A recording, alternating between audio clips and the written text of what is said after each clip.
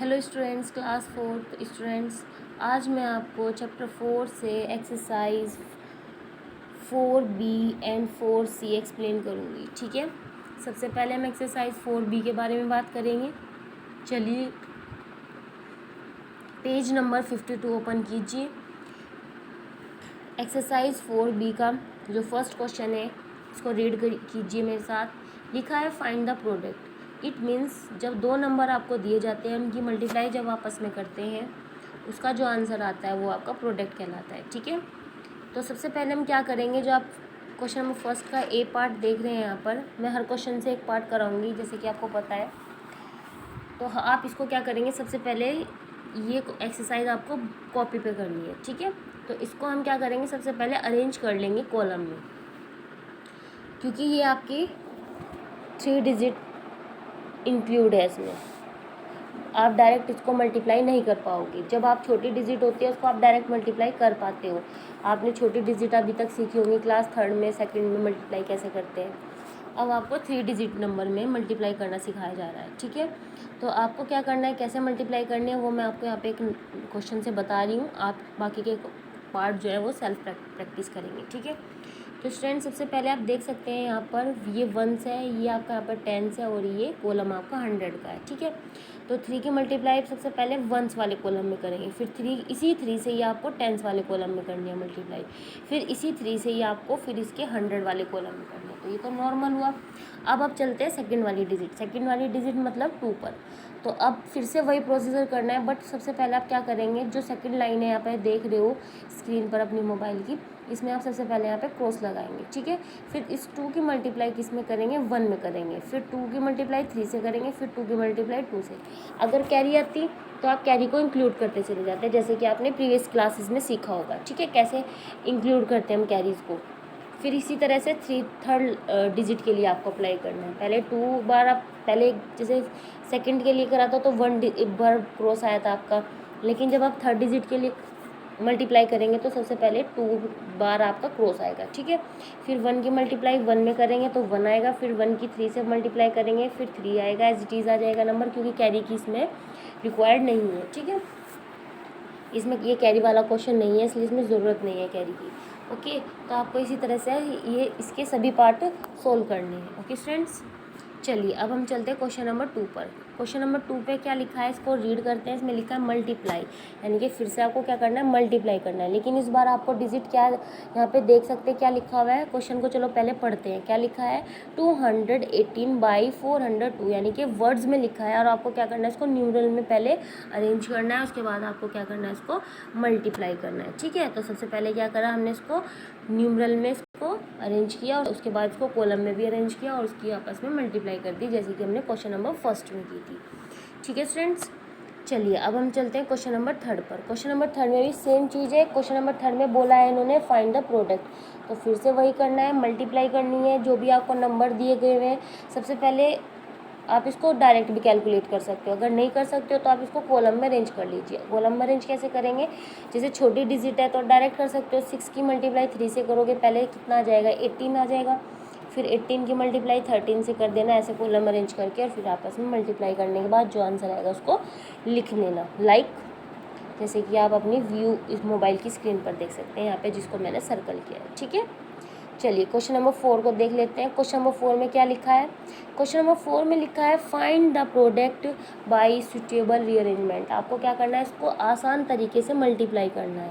तो इसका तरीका जो है मल्टीप्लाई करने का, पहले 2 की 78 से कीजिएगा, फिर जो आंसर आएगा 50 से कर दीजिएगा, या तो इसका यही तरीका है, नहीं इसका एक और तरीका भी है। इसका आसान तरीका क्या है कि सबसे पहले हम इसको ये चेक करना है कि आपकी मल्टीप्लाई करने पर किससे जीरो आ बन रही है ज़्यादा।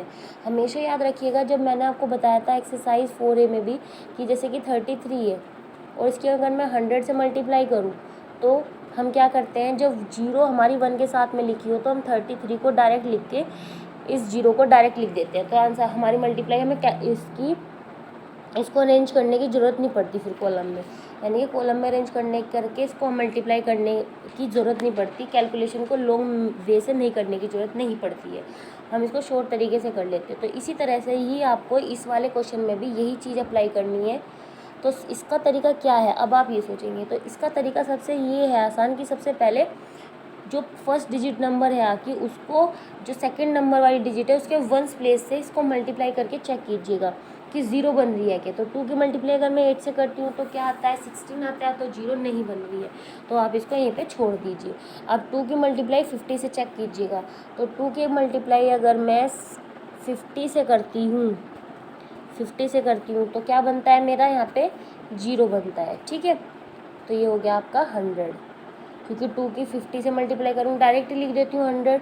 ठीक है, तो 78 आ गया फिर आपका। तो अब मैंने आपको क्या बताया था, अगर 1 के साथ में जीरो लिखी हो तो हम इसको डायरेक्ट क्या लिख देते हैं, इस तरह से लिख देते हैं, या फिर आप इसको अरेंज करके कॉलम में उससे भी मल्टीप्लाई कर सकते हैं। ठीक है, जैसे आपको सही लगे।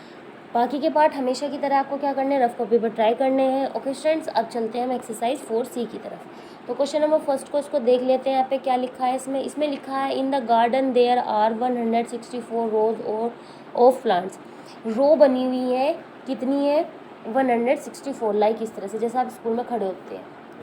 ठीक है, पंक्तियों में। अब उसने कहा कि जैसे कि एक पंक्ति में सपोज करो 9 बच्चे हैं, इस तरह से लाइक, लेकिन यहाँ पे कह रहा है कि एक लाइन में कितने हैं, 275 प्लांट्स हैं। तो ऐसे ही 164 रो में कितने प्लांट होंगे, तो कितने होंगे मल्टीप्लाई कर देंगे, पता चल जाएगा। इस तरह के क्वेश्चन में हमेशा मैंने आपको बताया वर्ड्स प्रॉब्लम में कि अगर क्वेश्चन के अंदर टोटल या फिर इन ऑल इस तरह की कुछ लैंग्वेज है आपके सामने आई हुई है, तो आपको क्या करना होता है, ऐड करना होता है। और अगर माइनस की कैसे पता चलता है, तो माइनस का आपको ऐसे पता चलता है, लेफ़्ट से पता चल जाता है, या फिर कि इतना था इतना बचा, इस तरह से आपका माइनस का पता चलता है। मल्टीप्लाई का कैसे पता चलता है कि आपके पास में एक का मूल्य दिया जाता है और ज़्यादा का पूछा जाता है, जैसे कि लाइक कि एक चेयर 400 रुपये की है तो 5 चेयर कितने की होगी, इस तरह से। ठीक है, छोटी कैलकुलेशन होती है तो हम डायरेक्ट कर लेते हैं, लेकिन जब बड़ी कैलकुलेशन होती है तो उसको हमको क्या करना होता है, एक पेपर पेंसिल की ज़रूरत होती है। ठीक है, वर्ड्स प्रॉब्लम में अगर ये जो मैंने 3 चीज़ आपको रिपीट की है, अगर आपको ये पता है तो आपको कभी प्रॉब्लम नहीं आएगी। और हाँ, डिवाइड में भी आपकी सेम यही चीज़ अप्लाई होती है, उसमें केवल ये चेक करना होता है कि अगर क्वेश्चन में ये कहा है कि 4 चेयर का मूल्य जो है 4000 रुपये है, तो एक चेयर का मूल्य कितना होगा, यानी कि वहाँ पर ज़्यादा का देगा, कम का पूछा जाता है। बस ये 4 चीज़ आपको याद रखनी है, आप बहुत ही ईजी तरीके से हर कैलकुलेशन कर पाओगे वर्ड्स प्रॉब्लम की। ठीक है, अब चलते हैं हम क्वेश्चन नंबर 4 पर। क्वेश्चन नंबर 4 जो बाकी के पार्ट हैं वो आप इस बच्चों खुद सेल्फ करेंगे। ठीक है, क्वेश्चन नंबर 4 है, इसमें बोला है a factory makes 260 toys in a day. एक फैक्ट्री जो है एक दिन में 260 खिलौने बनाती है। How many toys can be made in a year. तो वो एक साल में कितने खिलौने बनाएगी। लेकिन हम यहाँ पर अब आप कंफ्यूज हो जाएंगे कि अगर वो एक दिन में 260 खिलौने बना रही है तो एक साल में कितने बनाएगी। तो दिन का दे के साल का कह रहा है, तो यहाँ पर कंफ्यूज नहीं होना है, क्योंकि आपको उसने हिंट भी दिया कि 1 ईयर में होते हैं 365 डेज। इस तरह के क्वेश्चन में हमेशा याद रखिएगा कि अगर ईयर का कहा है लेकिन आपको वहाँ पे डेज दिया हुआ है क्वेश्चन में, तो आप वहाँ पे सबसे पहले डेज निकालेंगे। ठीक है, तो 1 ईयर में कितने डेज होते हैं आपके, 365 डेज होते हैं। लीप ईयर होता है तो 366 हो जाता है। ठीक है, तो अब हम क्या करेंगे, इनके आपस में मल्टीप्लाई कर देंगे और आपका आंसर यहाँ से निकल जाएगा। ठीक है, अब चलते हैं हम क्वेश्चन नंबर 8 पर। क्वेश्चन नंबर 8 में कहा है a party of 239 person is going to Singapore. Party के लिए 229 लोग कहाँ जा रहे हैं, सिंगापुर जा रहे हैं। एक पर्सन है, each person has to paid 9876 as air fare. What will be the air fare for the whole party. तो वहाँ पर एक पर्सन अगर 9876 रुपये जमा कर रहा है तो 239 पर्सन ने कितने जमा किए हैं। तो यहाँ पे क्या करेंगे, हम उनके आपस में मल्टीप्लाई कर देंगे तो हमें पता चल जाएगा। ठीक है, जैसे कि आप देख सकते हैं यहाँ पर मैंने लैंग्वेज बनाई हुई है, पर्सन्स लिखे हैं पहले, फिर कि एक पर्सन ने कितने रुपए जमा किए, कितने किए, इतने, और फिर बाद में उनका आंसर फाइंड कर देंगे टोटल। ठीक है, अब चलते हैं हम क्वेश्चन नंबर 10 पर। क्वेश्चन नंबर 10 में आपको क्या करना है, यहाँ पर देख लीजिए, इसमें लिखा है multiply the greatest 5 digit number by the smallest 2 digit number. यानी कि आपको सबसे पहले ग्रेटेस्ट 5 डिजिट नंबर लिखना है, फिर उसके बाद में स्मॉलेस्ट 2 डिजिट नंबर लिखना है, उसकी फिर आपस में क्या कर देनी है, मल्टीप्लाई कर देनी है। ओके स्टूडेंट्स, आई होप कि मैंने आपको जो एक्सरसाइज ये आपको एक्सप्लेन की है 4B एंड 4C आपको समझ आई हो।